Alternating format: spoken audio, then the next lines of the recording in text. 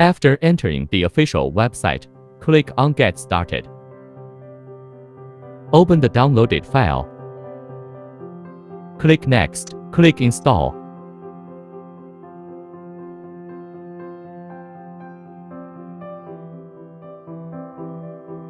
Click Finish. Click Login. Click Recharge or Log in to enter the login screen. Enter your account and password, then click Login. Select country and city.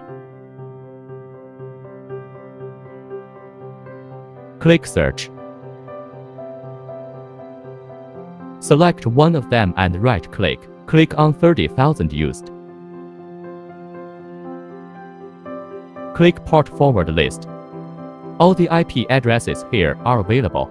Let's copy one of them and use it. This is the process of extracting the used IP in 922S5proxy.